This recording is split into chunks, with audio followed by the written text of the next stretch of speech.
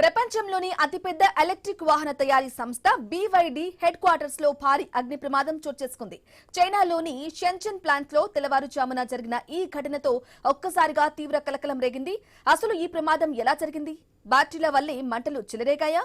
ఇక పెంగ్షాన్ డిస్ట్రిక్ట్స్ లో ఉన్న BYD ప్లాంట్ లోని మల్టీ స్టోరీ పార్కింగ్ గ్యారేజీలో మొదలైన ఈ మంటలు క్షణాల్లోనే ఆ ప్రాంతమంతా వ్యాపించాయి. దట్టమైన నల్లటి పొగ ఆకాశాన్ని కమ్మేయటంతో స్థానిక ప్రజలు తీవ్ర భయాందోళనకు గురయ్యారు. సోషల్ మీడియాలో వైరల్ అవుతున్న వీడియోలు ఆ ప్రమాద తీవ్రతను కళ్లకు కడుతున్నాయి.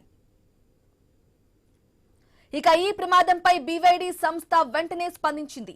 మంటలు చెలరేగింది ప్రధాన తయారీ యూనిట్ లో కాదని, కేవలం టెస్టింగ్ కోసం ఉంచిన వాహనాలు, స్క్రాప్ చేసిన కార్లను ఉంచే గ్యారేజీలోనే ఈ ప్రమాదం జరిగిందని స్పష్టం చేసింది. అదృష్టవశాత్తు ఈ ఘటనలో ఎవరికీ ఎటువంటి గాయాలు కాలేదు. అగ్నిమాపక సిబ్బంది సకాలంలో స్పందించి మంటలను అదుపులోకి తీసుకొచ్చారు. అయితే ఈ వార్త బయటకు రావడంతోనే హాంకాంగ్ స్టాక్ ఎక్స్చేంజ్ లో BYD షేర్లు 1% మేర పడిపోయాయి.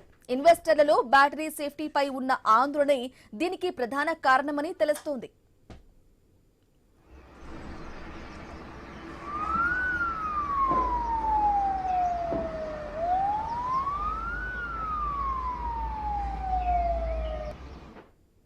అయితే ప్రాథమిక విచారణలో ఈ ప్రమాదానికి ఒక షాకింగ్ కారణం వెలుగులోకి వచ్చింది. ప్లాంట్ లోని పాత పరికరాలను తొలగించే క్రమంలో అవుట్ సోర్సింగ్ కాంట్రాక్టర్లు చేసిన అజాగ్రత్త వల్ల ఈ మంటలు చెలరేగాయని అధికారులు గుర్తించారు. అక్కడ ఉన్న ఇన్సులేషన్ మెటీరియల్ కు నిప్పు అంటుకోవడంతో అది భారీ అగ్ని ప్రమాదంగా మారిందని, దీనికి బ్యాటరీ సెల్ఫ్ ఎన్నిగేషన్ ఎటువంటి సంబంధం లేదని ప్రభుత్వం ధృవీకరించింది. BYD తాజాగా తన జనరేషన్ 2 బ్లేడ్ బ్యాటరీలను లాంచ్ చేసిన కొద్ది రోజులకే ఇలాంటి ఘటన జరగడం సంస్థకు కొంత తలనొప్పిగా మారింది.